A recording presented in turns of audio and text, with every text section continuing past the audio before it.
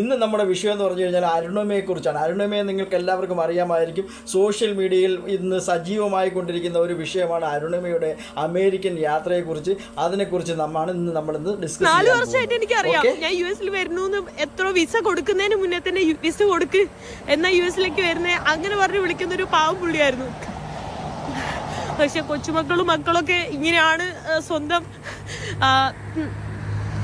അച്ഛനോടൊക്കെ ഇങ്ങനെ കാണിക്കുന്നതെന്ന് എനിക്കറിയില്ലല്ലോ.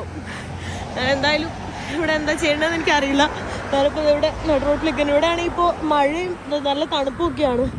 ഇപ്പോൾ ഒരു 6 ഡിഗ്രിയൊക്കെയാണ് ഇവിടെ ഉള്ളത്. നിങ്ങൾക്ക് കാണുന്നുണ്ടാവും, ഫുൾ ഫോഗായിട്ട് ഇരിക്കുന്നു. ഇപ്പോൾ ഞാൻ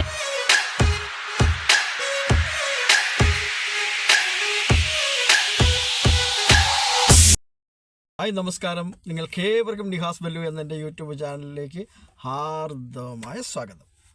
അപ്പോൾ ഇന്ന് ഞാൻ എടുത്തിരിക്കുന്ന വിഷയം എന്ന് പറഞ്ഞു കഴിഞ്ഞാൽ ഒരു യൂട്യൂബർ, നിങ്ങൾക്കെല്ലാവർക്കും സോഷ്യൽ മീഡിയയിൽ അറിഞ്ഞിട്ടുണ്ടാവും. ഒരു യൂട്യൂബർ അരുണിമ എന്ന് പറയുന്ന ഒരു പെൺകുട്ടി. ആ പെൺകുട്ടി അമേരിക്കയിൽ ചെന്നപ്പോൾ ആ കുട്ടിക്കുണ്ടായ ഒരു ദുരനുഭവത്തെക്കുറിച്ച് നിങ്ങളെല്ലാവരും സോഷ്യൽ മീഡിയയിൽ ആ വീഡിയോ കണ്ടിട്ടുണ്ടാവും. ആ കുട്ടിയെ അനുകൂലിച്ചും പ്രതികൂലിച്ചും ഒക്കെ ആൾക്കാർ വീഡിയോ ചെയ്തിട്ടുണ്ട്. പക്ഷേ പ്രതികൂലിച്ച് ചെയ്തിട്ടുള്ളതാണ് ഞാൻ കൂടുതലും കണ്ടത്. അനുകൂലിച്ച് ചെയ്തിട്ടുള്ളത് ഞാനങ്ങനെ കണ്ടില്ല. ഞാൻ പറഞ്ഞു കേട്ടു ഏതോ ഒരു ചാനലിൽ. പല രാജ്യങ്ങൾ സന്ദർശിക്കുന്ന ഈ കുട്ടി അമേരിക്കയിൽ എത്തുന്നു എന്ന് അറിഞ്ഞപ്പോൾ തന്നെ അവിടെയുള്ള ഒരു ഫാമിലി, ഒരു മുതിർന്ന പൗരൻ, ഒരു മലയാളിയായിട്ടുള്ള ഒരു വ്യക്തി ഈ കുട്ടിയോട് പറയുകയുണ്ടായി, നീ എപ്പോഴെങ്കിലും അമേരിക്കയിൽ എത്തുകയാണ് എങ്കിൽ നീ ഒന്നുകൊണ്ട് വിഷമിക്കേണ്ട, നിൻ്റെ അക്കോമഡേഷൻ എല്ലാം ഫുഡും എല്ലാം ഞങ്ങൾ തരുന്നതായിരിക്കുമെന്ന് പറഞ്ഞ് വളരെ മുൻകൂട്ടി തന്നെ ഈ കുട്ടിയോട് പറഞ്ഞിട്ടുണ്ടായിരുന്നു. അപ്പോൾ ആ സന്തോഷത്തോടു കൂടിയാണ് ആ കുട്ടി അമേരിക്കയിൽ എത്തുന്നത്, അദ്ദേഹത്തോടൊപ്പം ആ വീട്ടിലേക്ക് പോകുന്നത്. പക്ഷേ ആ വീട്ടിൽ ചെന്നപ്പോൾ ആ കുട്ടിക്ക് ആ മുതിർന്ന പൗരൻ എന്ന് പറയുന്ന ആ മലയാളിയായ വ്യക്തി ആ കുട്ടിയെ എല്ലാ സ്ഥലങ്ങളും കൊണ്ടുവന്ന് കാണിക്കുകയും ഒക്കെ ചെയ്തിരുന്നു. നല്ല സന്തോഷത്തോടു കൂടിയാണ് അത് ആ കുട്ടി ആ വീഡിയോയിൽ പറയുന്നുമുണ്ട്.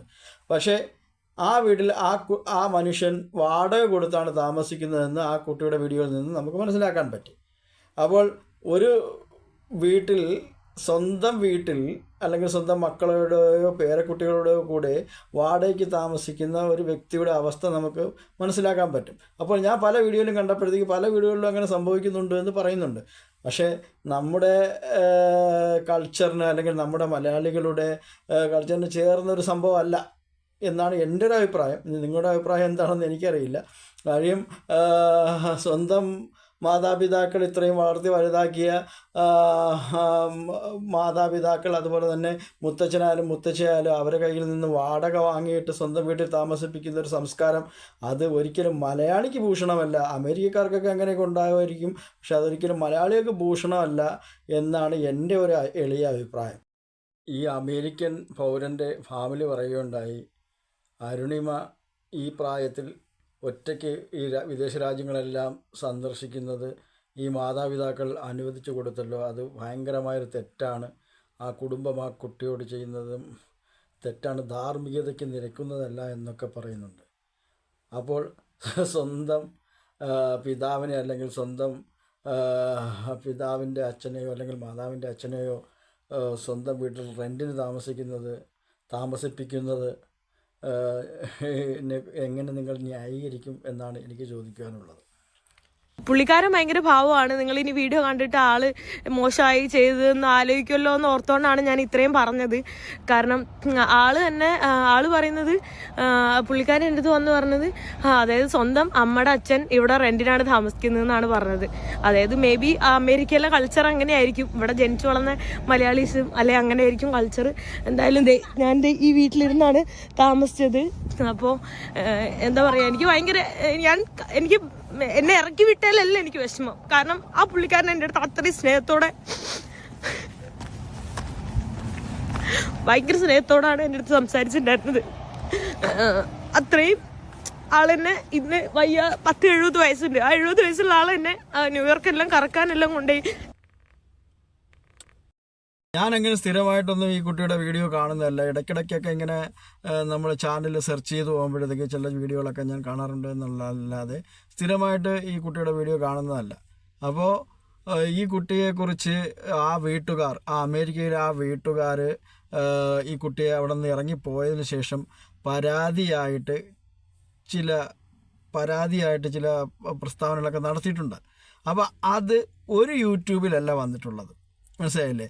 ഒരു ദിവസം ഞാൻ തുറന്നു നോക്കുമ്പോഴത്തേക്ക് ഒരുപാട് യൂട്യൂബിൽ വലിയ വലിയ യൂട്യൂബർമാരെല്ലാവരും കൂടി ഒരു ദിവസം ഒരുമിച്ച് ഈ കുട്ടിക്കെതിരെ സംസാരിക്കുന്നു. അതാണ് എന്നെ അത്ഭുതപ്പെടുത്തിയത്. ഇപ്പോൾ ഒന്നോ രണ്ടോ യൂട്യൂബർമാർ ഇപ്പോൾ ഇതിനെക്കുറിച്ച് സംസാരിച്ചെങ്കിൽ നമുക്ക് ഓക്കെ. പക്ഷേ എല്ലാ യൂട്യൂബർമാർക്കും ഇവരൊരു ലിസ്റ്റ് പോലെ അയച്ചു കൊടുത്തിട്ടുണ്ട്. ഈ ലിസ്റ്റ് പോലെ വായിക്കുകയാണ് എല്ലാ യൂട്യൂബർമാരും. ഇതിലാണ് എനിക്ക് അത്ഭുതം ഉണ്ടായത്. അപ്പോൾ ഒരു വ്യക്തിയെ ഇപ്പോൾ യൂട്യൂബിൽ പലരും പല വരുമാനം ഉണ്ടാക്കുന്നവരാണ്, പലർക്കും പല രീതിയിലുള്ള വരുമാനം ഉണ്ടാകും.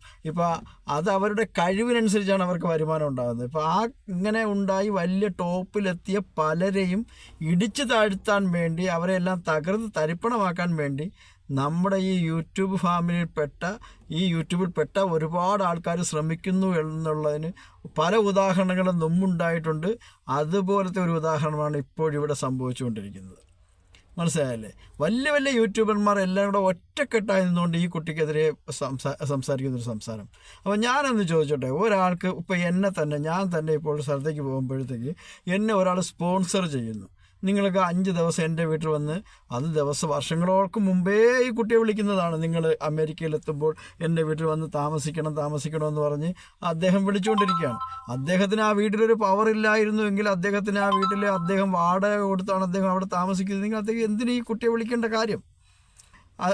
അപ്പോൾ ഈ കുട്ടിയെ അവിടെ കൊണ്ടുപോയെങ്കിൽ ആ പറഞ്ഞ ദിവസം വരെ ആ കുട്ടിക്ക് ഒരു വിഷമം വരുത്താതെ അവിടെ താമസിക്കാനുള്ള സൗകര്യം ഒരുക്കി കൊടുക്കൽ അവരുടെ ബാധ്യതയായിരുന്നു. അതിൻ്റെ ഇടയ്ക്ക് ഒരു ദിവസം വന്നിട്ട് എൻ്റെ കൊച്ചുമോക്കുള്ള കൂട്ടുകാരൊക്കെ വരുന്നുണ്ട്, അതുകൊണ്ട് നിങ്ങൾ 2 ദിവസം കഴിഞ്ഞാലും നിങ്ങൾ ഇറങ്ങിപ്പോണമെന്ന് പറയുമ്പോഴത്തേക്ക് അതിന് പെട്ടെന്നൊരു ദിവസം വന്നിട്ട് ഇപ്പോൾ 5 ദിവസത്തേക്കാണ് ഒരു വീട്ടിൽ തങ്ങുന്നതെങ്കിൽ 4ാമത്തെ ദിവസം നിങ്ങൾ ഇറങ്ങിപ്പോണമെന്ന് പറയുമ്പോഴത്തേക്ക് ഏതൊരാൾക്കും, അതും വിദേശത്ത് സ്വന്തം നാട്ടിലല്ല ഒരു അന്യരാജ്യത്ത് പോയ ഏതൊരു വ്യക്തിക്കും വിഷമമുണ്ടാകും. അത് തന്നെയാണ് ആ കുട്ടി കാണിച്ചതെന്നാണ് എനിക്ക്, അത് കരഞ്ഞുകൊണ്ട് ആ വീഡിയോ ചെയ്തതെന്നാണ് എൻ്റെ ഒരു അഭിപ്രായം. അതെൻ്റെ മനസ്സിൽ തോന്നിയ അഭിപ്രായമാണ്. അത് പറയൽ എനിക്ക് അനിവാര്യമാണ്. അതുകൊണ്ട് തന്നെയാണ് ഞാൻ ഇത് പറയുന്നത്. അത് നിങ്ങൾക്ക് ഏത് രീതിയിൽ എടുക്കാമോ ആ രീതിയിൽ എടുക്കുക.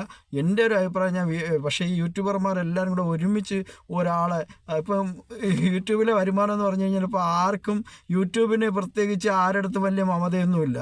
അവരെ ഇഷ്ടം പോലെ ഡോളറുണ്ട്, അവർക്ക് പ്രവർത്തിക്കുന്നതിനനുസരിച്ച് അവർ ഡോളറുകൾ കൊടുക്കും. അപ്പോൾ അത് ഓരോരുത്തരെയും കഴിവനുസരിച്ചാണ് അവർക്ക് കിട്ടുന്നത്. അതുകൊണ്ട് അത് തലവിധി എന്നൊക്കെ പറയാം. അപ്പോൾ ചിലർ ഉയർന്നു പോകും, ചിലപ്പോൾ അതിന് താഴ്ന്നതായിരിക്കും. ഈ കുട്ടി ചിലപ്പോൾ കുറച്ച് സാമ്പത്തികമായിട്ട് കുറച്ച് കൂടുതൽ പൈസ ഉണ്ടാക്കുന്നുണ്ടായിരിക്കും. അത് കണ്ടിട്ട് ആരും അസൂയപ്പെട്ടിട്ടോ അല്ലെങ്കിൽ ആ കുട്ടിയെ അടിച്ച് തകർക്കുക, നീ ഇങ്ങനെ കാണിച്ച് ഇത് തന്നെ അവസരം വെച്ച് നമുക്ക് കാച്ചാന്ന് പറഞ്ഞ് ചെയ്യുന്ന ഈ പ്രവണത ഒട്ടും ശരിയായ ഏർപ്പാടല്ല എന്ന് മാത്രം പറഞ്ഞുകൊണ്ട് ഞാൻ എൻ്റെ വീഡിയോ അവസാനിപ്പിക്കുന്നു. നന്ദി, നമസ്കാരം.